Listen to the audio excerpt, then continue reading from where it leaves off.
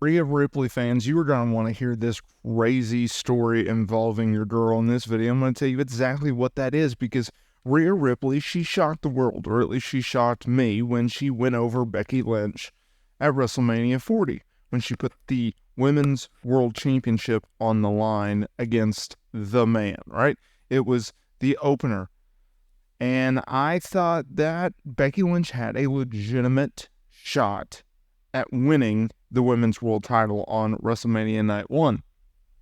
I thought that they built her up just right. I thought that they did exactly what they needed to do for both women. Now, I was critical of the build going into that match. I will accept that. But if you look at the run that Rhea Ripley had in 2023 and heading into 2024, and then you look at the way that they built up Becky Lynch, whether that be the Elimination Chamber match win to earn her the shot at the women's world title at WWE's biggest event of the year. You look at her feud with Nia Jax. You look at what they did with her and Liv Morgan.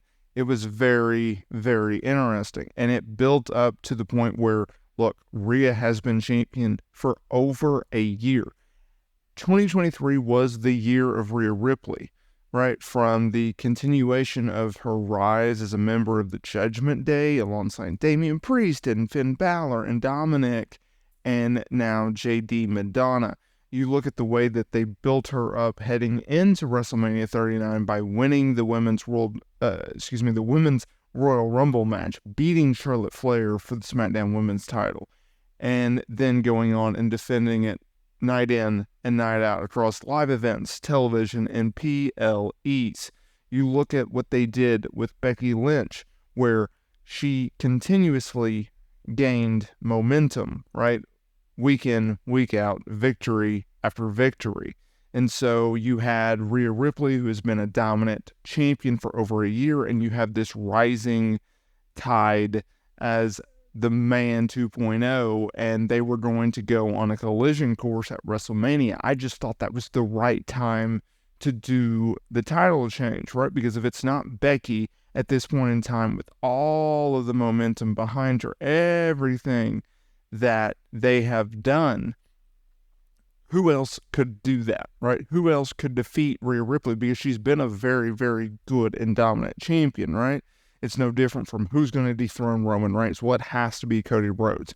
Well, who's going to dethrone Gunther as the Intercontinental Champion? Well, it ended up being Sami Zayn, despite the fact that a lot of people, including myself, thought that Chad Gable should have got that spot, because I think that could have really, really projected Chad into a higher level.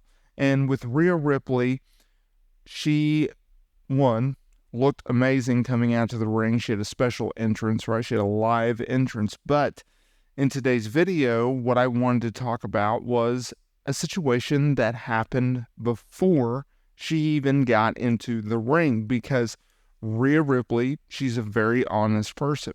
And kudos to her for talking about this, because on Sunday or Monday, either one, at the WWE World panel, she was asked about her preparations ahead of time for the match. And she noted that she actually had a panic attack before the show. So this is what she had to say. It's quite funny how this whole thing works in this crazy world. I legit was having a straight up panic attack 2 hours before I walked through the curtain. And I was violently shaking, just nervous. If you don't get nervous before you go out, especially at WrestleMania, you obviously don't love it enough. That's the way I think about it. So I'm glad the nerves were there. But at the same time, that was just taking over my body. So when I got to step into the stage with the band Motion in White, all of the nerves that I had just flew away. I was in a zone. I was moshing out like I was in a little mosh pit. I was living in the moment, and that's what I love about this business. We get to live in this business, and we get to live in the moment a lot of the time. I just snap into Rhea Ripley, and I'm instantly comfortable, instantly ready to go out and ready to fight, end quote. Well, that was easy for me to say.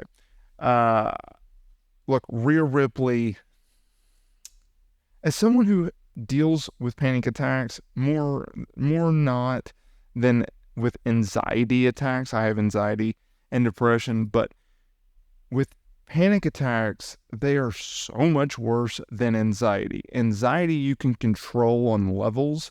Panic attack, you legitimately think you're going to die in a lot of instances. And you feel like you're out of control. You cannot get them under control. If that makes any sense. It's one of the weirdest experiences you'll have in life. But kudos to her. First of all, kudos to Rhea Ripley for coming out and speaking about this, right? Mental health is something that has been tried to be brushed under the rug for so long. And as the years go by and as generations change, mental health is being talked about more and more, which is a great thing. The fact that that happened to her so shortly before going out in one of her biggest matches of her entire career at one of the biggest WrestleManias against one of the biggest stars in history, I can't even imagine the pressure that she had. And on the flip side, you got to keep in mind that Becky Lynch, she was severely sick, right? She had strep throat. She had a fever of 102. She went out there and worked in, it was what, 50 degrees, 45 degrees with 10 to 15 mile per hour winds in Philadelphia to the point where they had to have heaters blowing hot air into the ring. Like, that is a challenge in itself. That is impressive that they went out there and did that, especially Becky Lynch. So my next question is, if it's not Becky Lynch, then who is going to dethrone Rhea Ripley, right? And I look at the landscape of the company, and no matter what happens with her in the women's world title, she's been on Raw for so long, and we have this draft coming up in late April. I think it would be a good time to move her to SmackDown because Judgment Day already appears on both brands anyways. Like, unless you want to put, because Damian Priest is the world champion, we get that, right? And we assume that they're going to keep Judgment Day together. I don't see them putting the world title on SmackDown, so I'm assuming that he's going to stay on Monday Night Raw. I know Cody Rhodes is working both shows, but I think that's going to be capped. And I think he's going to move to SmackDown after the draft. I would like to see her on SmackDown just to mix it up. Or you could have a bunch of SmackDown female talent go to Raw. That way she can mix it up with people. I don't know. I just feel like you need a little bit more fresh blood.